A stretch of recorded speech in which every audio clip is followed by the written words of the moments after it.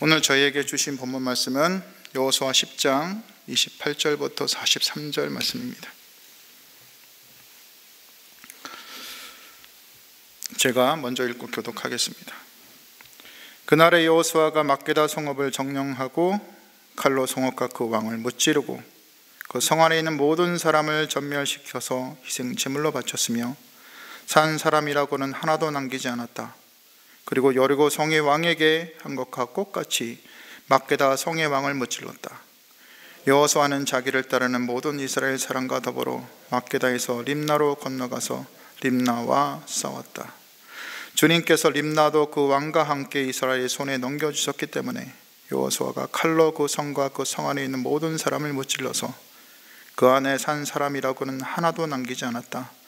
여호수아는 여리고 성의 왕에게 한 것과 같이 림나의 왕도 무찔렀다. 또 여호수아는 자기를 따르는 모든 이스라엘 사람과 더불어 림나에서 라기스로 건너가서 진을 치고 전투를 벌였다. 주님께서 라기스를 이스라엘 사람의 손에 넘겨주셨기 때문에 그 이튿날 이스라엘은 그 성을 점령하였고 림나에서 한 것과 똑같이 칼로 그 성과 그 아래 있는 모든 사람을 무찔렀다. 그때 겟세랑 호람이 라기스를 도우려고 올라왔다. 여호수아는 그 왕과 그 백성을 살아남은 사람이 한 사람도 없을 때까지 무찔렀다. 여호수아는 자기를 따르는 모든 이스라엘 사람과 더불어 라기스에서 에글론으로 건너가서 진을 치고 전투를 벌였다. 그들은 그날 그 성을 점령하고 칼로 그 성과 그 안에 있는 모든 사람을 무찌르고 라기스에서 한 것과 똑같이 그들을 전멸시켜서 희생 제물로 바쳤다. 여호수아는 자기를 따르는 모든 이스라엘 사람과 더불어 에글론에서 헤브론으로 쳐 올라가서 그들과 맞서서 전투를 벌였다. 그들이 그 성을 점령하고 에글론에서와 똑같이 그 왕과 온 성과 그 안에 사는 모든 사람을 한 사람도 살려두지 않고 칼로 무찔렀다. 그들은 그 성과 그 성 안에 사는 모든 사람을 전멸시켜서 희생 제물로 바쳤다. 여호수아는 자기를 따르는 모든 이스라엘 사람과 더불어 두빌로 돌아와서 전투를 벌였다. 그는 그 성과 왕과 그의 모든 성읍들을 점령하고 칼로 쳐서 그 안에 사는 모든 사람을 전멸시켜서 희생 제물로 바쳤으며 한 사람도 살려두지 않았다. 그는 헤브론과 림나와 그 왕에게 한 것과 똑같이 드빌과 그 왕을 무찔렀다. 이와 같이 여호수아는 온 땅 곧 산간 지방과 네겝 지방과 평지와 경사지와 그들의 모든 왕을 무찔러 한 사람도 살려두지 않았으며 이스라엘의 주 하나님의 명을 따라 살아서 숨쉬는 것은 모두 전멸시켜서 희생 제물로 바쳤다. 또한 여호수아는 가데스 바네아에서 가사까지 그리고 온 고센 땅뿐만 아니라 기브온에 이르기까지 모두 무찔렀다. 주 이스라엘 하나님이 이스라엘의 편이 되어 싸우셨기 때문에 여호수아는 단번에 이 모든 왕과 그 땅을 손에 넣었다. 같이 읽겠습니다. 여호수아는 자기를 따르는 모든 이스라엘 사람과 더불어 길갈에 있는 진으로 돌아왔다. 여러분, 오징어 게임이라고 들어보셨습니까? 보신 분도 있으시죠? 전 어렸을 때 이 게임을 오징어 가이상이라고 불렀는데요. 기억하시는 분들이 있으신지 모르겠습니다. 아이들이 오징어 그림을 그려놓고 그 안에서 노는 게임입니다. 근데 요즘 이 제목을 가진 한국 드라마가 전 세계적으로 인기랍니다. 미국 아시아 22억 개국에서 넷플릭스 시청률 1위를 기록하면서 드라마 한 곡의 반향을 전 세계적으로 불러온다고 하는데요. 심지어는 영국의 맨체스터 유나이티드 아시죠? 축구팀의 한 유명 축구 선수도 이 드라마를 보고 인증사실 SNS에 올릴 지경이라고 합니다. 드라마의 내용은 이렇습니다. 배우 이정재가 연기한 기훈은 몇 억의 빚을 진 채 자체업자에게 쫓기고 있으며 아내에게도 이혼당하고 딸마저 아내가 재혼한 새아빠를 따라서 이민을 가려 하기 때문에 이제는 딸마저 영영 보지 못하게 될 그런 지경에 처해 있습니다. 그런 기훈에게 한 사람이 다가와서 큰 돈을 벌 수 있다고 제안합니다. 단지 6개만 통과하면 456억 원이 생긴다는 제안이죠. 기훈이 그 제안을 거절했겠습니까? 아마 저라도 그 제안을 거절하지 못했을 겁니다. 그 상황이라면. 결국 기훈은 참가하기로 했죠. 그리고 기훈처럼 어려운 지경에 처한 사람들 456명이 모여서 1인당 1억 원씩 456억 원을 벌기 위해 게임에 참여하게 됩니다. 사람들은 게임의 룰에 대해서는 아무것도 모른 채 게임에 참여하게 되는 거죠. 저 게임은 우리도 잘 아는 동심에서 자주 놀았던 무궁화꽃이 피었습니다입니다. 근데 그 게임 맨 앞쪽에 인형처럼 생긴 그 인물이 하나 있고, 그 친구가 무궁화꽃이 피었습니다를 하는데, 처음에 사람들은 이 인형이 있는 그 바로 옆에 있는 선만 통과하면 살아남게 되는 겁니다. 그랬을 때 그 게임의 술래에서 들키면 그냥 게임에서 나가게 되는 줄 알았겠죠. 그런데 우리가 술래한테 들키면 너 죽었다 그러지 않습니까? 그런 것처럼 실은 술래한테 들키는 사람한테 총이 쏴집니다. 그 사람이 진짜 죽는 거죠. 사람들은 경악을 하고 피하기도 하려고 하지만 덕분에 많은 사람이 죽어나가고, 또 이 게임 중간중간에 사람들이 죽어나가는 걸 보고 이제는 그만두겠다고 한 시간도 있었지만 결국엔 돈 때문에 다시 돌아와서 게임을 하게 되는, 이어서 딱지치기, 달고나, 줄다리기, 돌다리 건너기까지 너무나 친숙한 어릴 적 추억으로 기억되던 게임이 이 죽음의 게임이 되고, 결국 참가했던 456명 중에서 454명이 다 죽고 2명만 남아서 마지막 게임인 오징어 게임을 하게 되는 겁니다. 재밌는 것은 드라마에서 죽음의 게임을 하며 사람들이 먹었던 달고나가 해외에서 지금도 그렇게 인기랍니다. 참 재밌죠? 달고나가 인기라니. 그럼에도 이 드라마를 본 사람들의 공통적인 반응이 있습니다. 친숙한 게임에서 사람이 죽어나가는 것을 보는 거죠. 처음에 우리 어렸을 때 놀던 너무나 친숙한 무궁화꽃이 피었습니다를 보았을 때 사람이 죽어나가는 거에 처음에 경악을 합니다. 그랬는데 이 비슷한 게임이 하나하나 진행하면서 사람들의 마음에는 담담한 마음이 생기는 거죠. 사람이 죽든 말든. 아마 드라마 속 인물들도 마찬가지였을 것입니다. 현실에서는 어떤가요? 우리가 요즘에 아프가니스탄 뉴스를 많이 봅니다. 요즘 조금 줄긴 했습니까? 아프가니스탄을 텔레반이 장악해서 사람들을 처음에 죽이고 죽어나가는 것을 볼 때 처음에 우리가 충격을 받고 경악을 했죠. 어찌 그렇게 빨리, 어찌 그렇게. 그런데 지금은 그 뉴스를 봐도 담담합니다. 그냥 기도는 하지만 마음이 담담합니다. 그런데 말이죠, 여러분, 이 무덤덤한 반응은 다름 아닌 오늘 본문 속 이스라엘 백성들이 겪고 있는 것이었을 것입니다. 비록 하나님의 명령에 의해서 가나안 진벌에 나섰죠. 아마 이스라엘에게 진멸하여 모든 사람을 죽이는 일은 처음에는 아마 끔찍했을 것입니다. 왜냐고요? 여러분 상상을 한번 해보십시오. 거기 군대만 있겠습니까? 성에 군인들하고만 싸웁니까? 아니잖아요. 어른들도 있고 노인들도 있고 아이들도 있고 부녀들도 있고, 아마 살려달라고 애원 많이 했을 겁니다. 근데 죽여야 되잖아요. 그게 하나님의 명령이잖아요.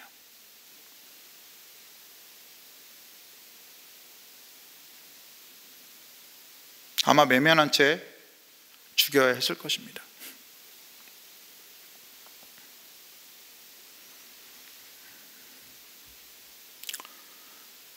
여러분, 이 이스라엘 군인들이 처음에 이렇게 약자들을 죽일 때 어떤 마음이었을까요?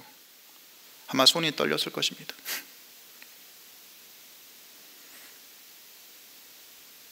저는 아마 이랬을 거예요. 하나님도 도대체 왜 그러세요?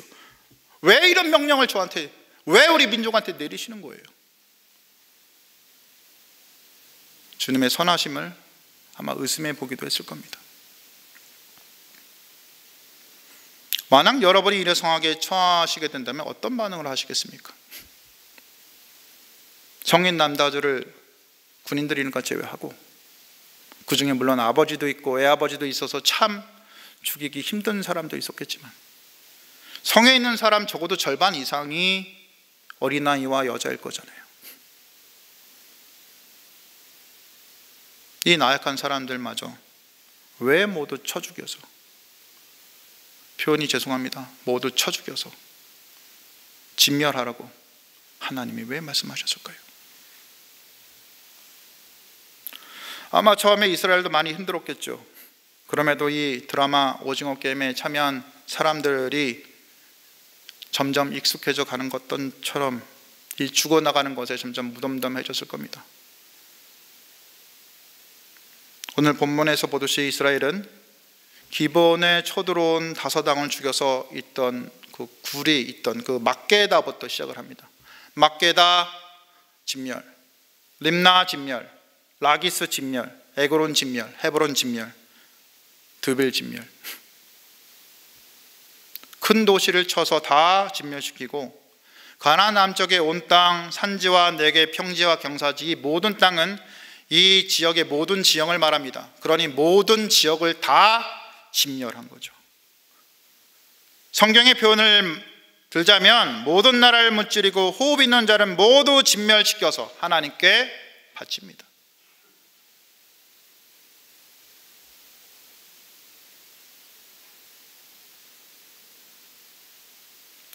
이스라엘은 가나안 남쪽의 맨 끝인 가데스 바네아부터 가나안 땅 중간에 있는 가사에 이르기까지 가나안 땅에 있는 남녀노소를 모두 진멸시켜 버립니다. 피냄새가 진동했겠죠. 그게 전쟁 아닙니까?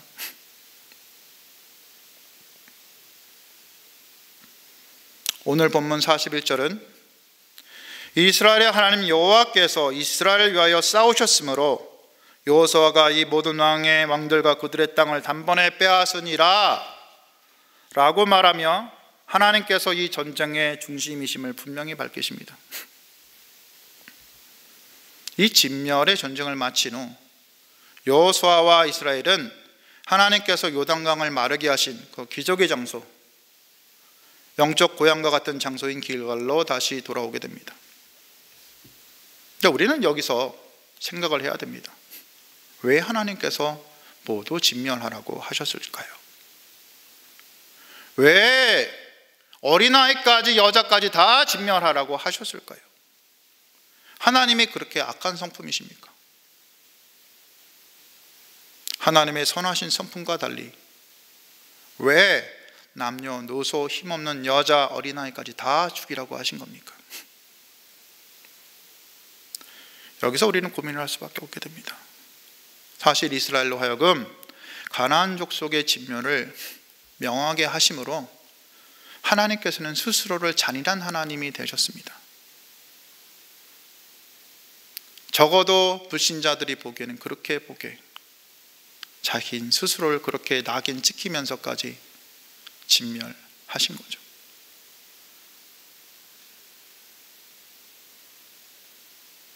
하나님이 단지 이스라엘의 민족신이기 때문에 다른 민족들을 종종 멸절하게 하신, 그런 걸 즐기는 신으로 여겨지게, 스스로를 그렇게 여겨지게 만드신 겁니다. 이 부분을 고민하게 하기 위해서 우리는 성경에서 하나님이 행하신 멸절의 이유를 생각해 보아야 합니다. 왜 멸절시키셨을까요? 하나님께서는 비록 아브라함을 불러서 가나안 땅을 너와 내 자손에게 주리라고 말씀은 하셨지만, 적어도 하나님의 택한 백성에게 주려고 아무 잘못도 없는 한 민족을 멸절하시지는 않으셨습니다.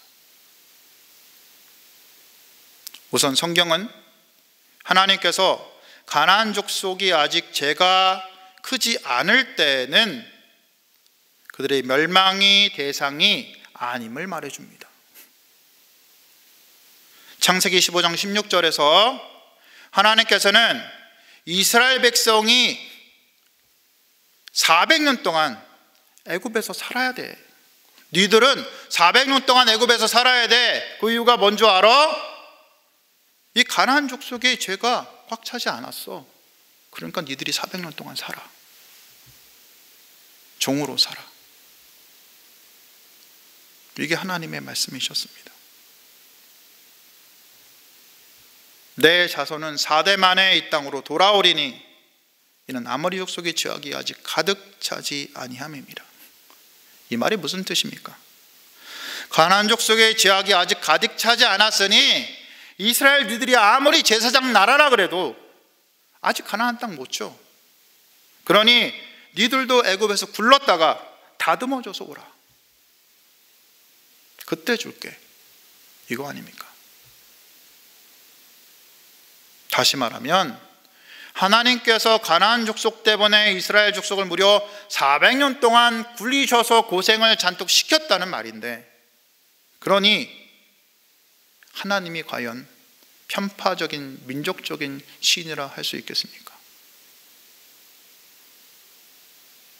그리고 하나님께서는 너희는 이 모든 일로 스스로를 더럽히지 말라. 내가 너희 앞에서 쫓아내는 족속들이 이 모든 일로 말미암아 더러워졌고 그 땅도 더러워졌으므로 내가 악으로 말미암아 벌하고 그 땅도 스스로 주민을 토하여 내노니라. 뭐 때문에 벌을 한다고요?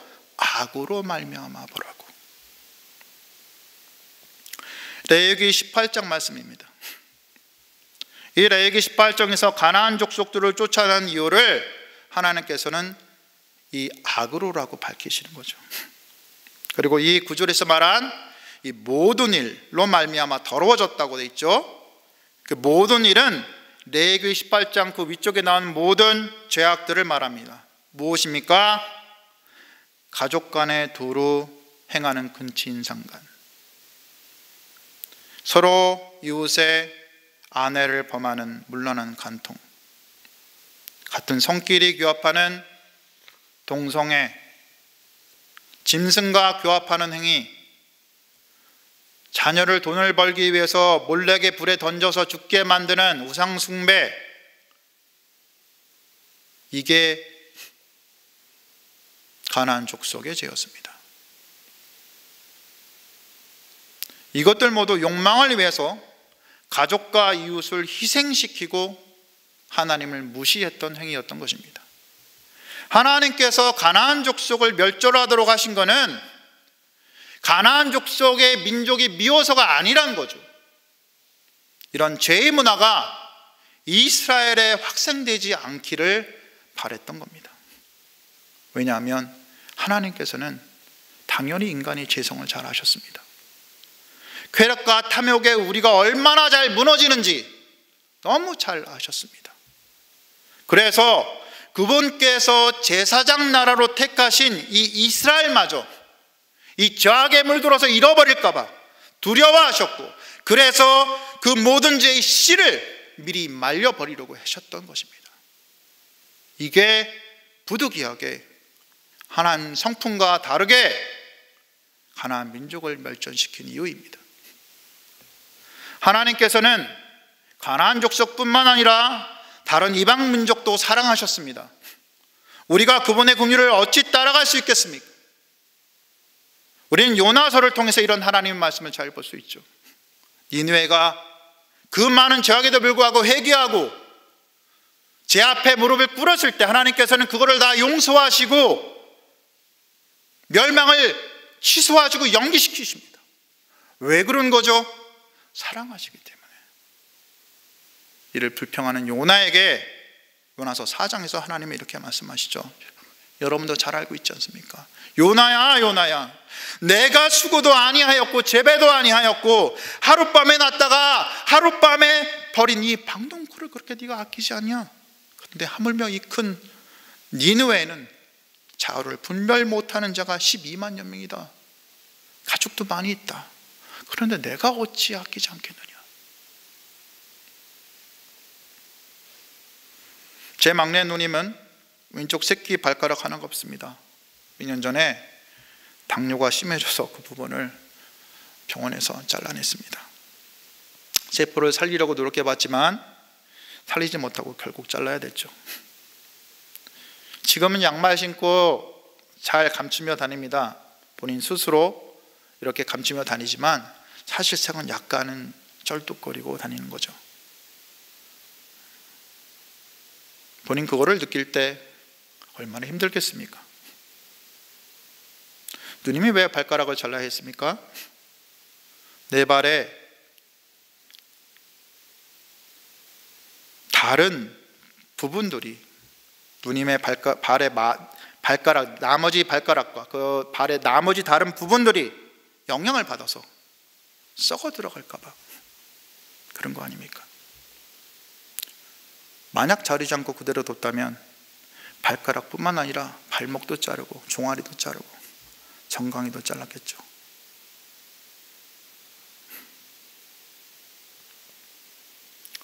이 당뇨발 같은 죄악의 병에 걸려서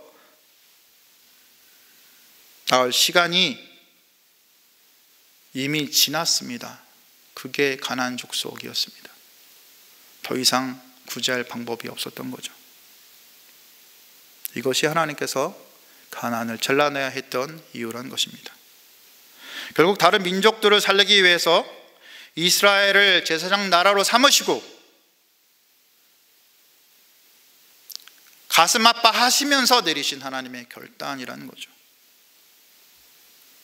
제사장 나라가 무엇입니까? 즉 다른 민족들의 죄를 하나님 앞에 용서를 빌기 위한 나라잖아요. 그러니 이 제사장들에게 하나님께서 그리 엄격하셨듯이 이스라엘 백성들에게도 그렇게 더욱 엄격하셨던 것입니다.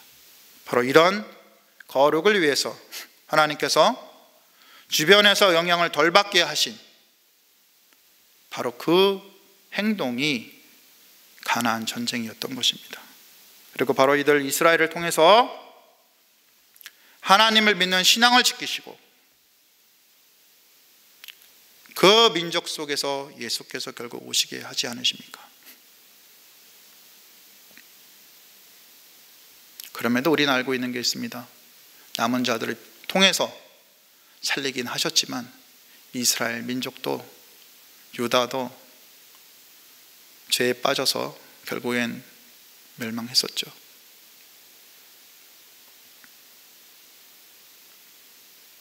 그렇다면 우리는 이 가나안 전쟁이 죄와의 전쟁이라고 말할 수 있을 것입니다.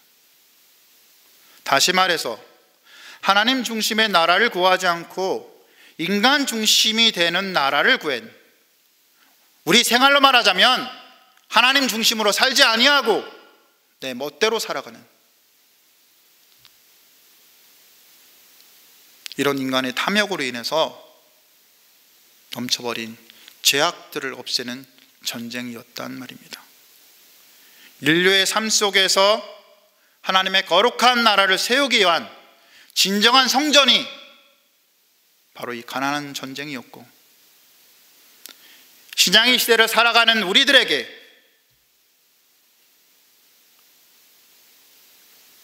이 하나님의 가나안 성전은 또 다른 우리가 싸워야 될 전쟁으로 다가오게 되는 것입니다.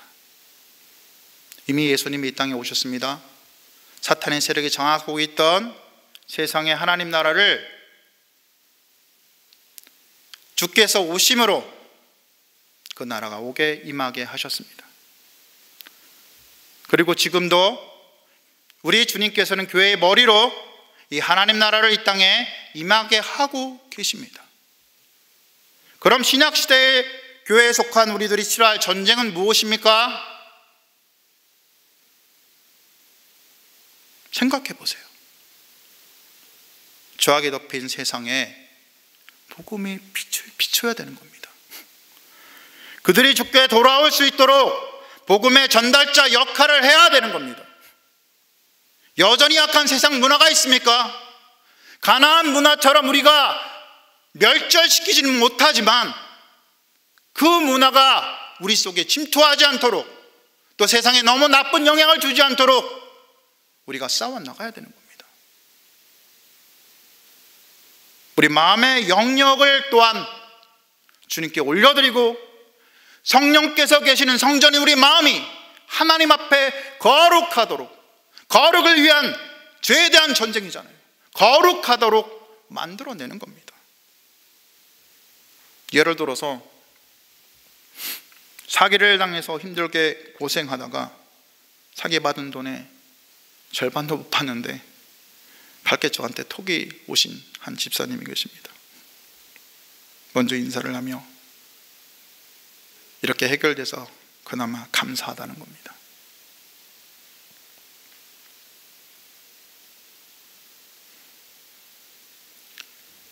또 다른 자매는 시어머니를 섬기는데 굉장히 힘들어 하다가도 자기가 가지고 있는 처지가 지금 아프리카의 선교사님의 처지에 비하면, 그 고난에 비하면 아무것도 아니구나 라고 생각하고 이겨낼 힘을 얻어내는 겁니다. 여러분, 이게 무엇입니까? 이게 뭡니까? 이게 거룩입니다. 이게 우리가 우리의 삶 속에서 싸워야 될 영적인 전쟁이란 말입니다. 그리스도인들은 이제 총칼 들고 싸우지는 않습니다. 하지만 하나님 앞에 바로 서서 그 거룩을 생각하고 주님에게 우리의 모든 걸 맡겨드리는 전쟁을 싸워 나가야 하는 것입니다. 죄를 이겨내고 거룩을 세우는 그런 전쟁을 싸워 나가야 하는 것입니다. 여러분은 어떤 삶의 전쟁을 치르십니까? 아니, 어떤 전쟁에서 이기기 원하십니까? 우리의 삶을 겸손하게 살아감으로 그 속에 인지하시는 하나님을 누리며 그분의 나라를 살아가는 것, 참으로 우리는 이런 거룩한 전쟁을 우리 삶 속에서 끝까지 견디며 살아내야 하는 것입니다. 이런 거룩한 전쟁을 끝까지 행하며 겸손히 주어진 삶을 비록 힘들지만 믿음으로 버티며 이기고 나가는 여러분이 다 되시기를 주님의 이름으로 축복하고 기도합니다. 기도 제목 말씀드리겠습니다. 오늘 말씀을 기억하면서 기도하겠습니다. 우리의 삶을 겸손하게 살아감으로 그 속에서 임재하신 하나님을 누리며 그분의 나라를 살아가며 삶으로 삶의 거룩한 전쟁을 끝까지 싸우며 주어진 삶을 믿음으로 견고하게 살아가는 여러분이 다 되시기를 기도하시기 바랍니다. 다음 세대를 위해서 기도해 주십시오. 그들이 우리 자식들, 손주들이긴 해도 우리가 그들을 생각해야 될 것은 그들이 우리 교회의 미래라는 사실입니다. 그러니 너무 가볍게 생각하지 마십시오. 저에게 준 그 하나님의 씨앗들을 잘 키워내시기 바랍니다. 기도해 주시기 바랍니다. 마지막으로 이 코로나로 어려운 시기 많은 사람들이 어려움에 처해 있는데 이겨낼 수 있도록 기도해 주시고, 특별히 아프가니스탄 민족을 위해서 기도해 주심으로 그 민족이 살아날 수 있도록 힘을 얻게 기도해 주시기 바랍니다. 그리고 개인 기도하시고 돌아가시면 되겠습니다. 기도하시겠습니다.